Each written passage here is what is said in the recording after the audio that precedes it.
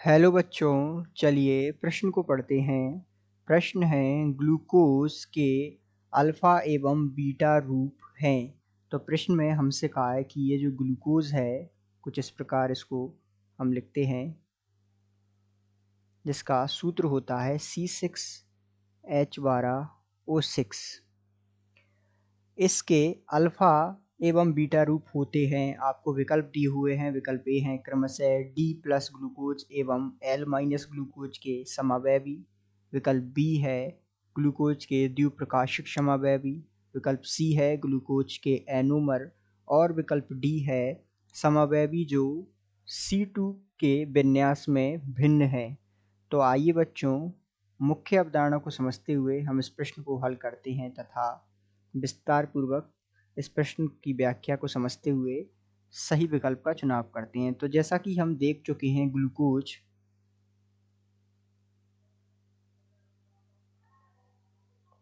जिसका सूत्र होता है C6H12O6, ये जो है ग्लूकोज है। यदि हम इसके अल्फा और बीटा रूपों को देखें तथा उस आधार पर इस प्रश्न के उत्तर तक पहुंचते हैं, तो ध्यान दीजिएगा।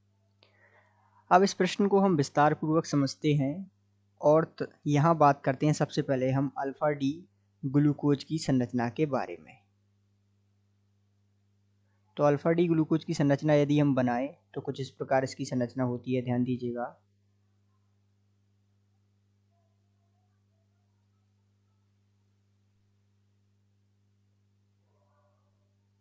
तो यहाँ जुड़ा हुआ होता है ऊपर H, इस कार्बन से नीचे OH।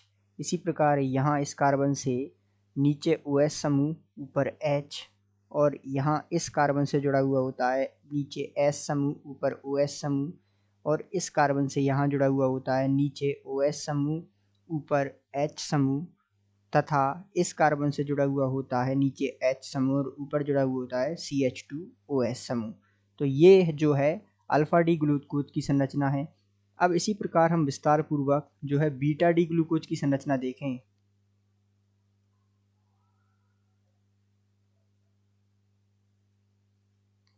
तो बीटा डी ग्लूकोज की संरचना हम बना लेते हैं।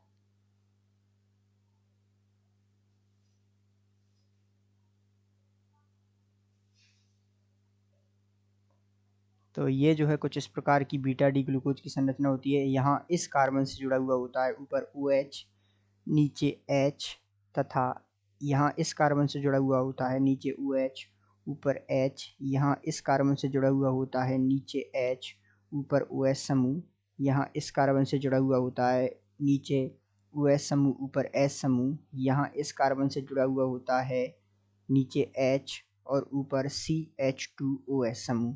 तो ये जो है बीटा डी ग्लूकोज की संरचना है। अब ध्यान दीजिएगा, अल्फा डी ग्लूकोज की संरचना और बीटा डी ग्लूकोज की संरचना में भिन्नता कहाँ पे है? तो ये जो कार्बन है अर्थात C1 जो कार्बन है, यहाँ पर हाइड्रोजन ऊपर और OH समूह नीचे है, और बीटा डी ग्लूकोज में OH समूह अर्थात C1 पर देखिए स्थिति, यहाँ OH समूह ऊपर और H नीचे है। तो हम कह सकते हैं कि जो अल्फा डी ग्लूकोज है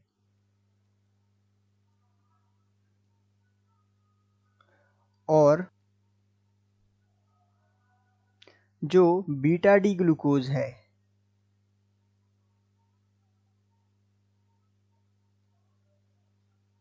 वो एक दूसरे के क्या होते हैं? एनोमर होते हैं,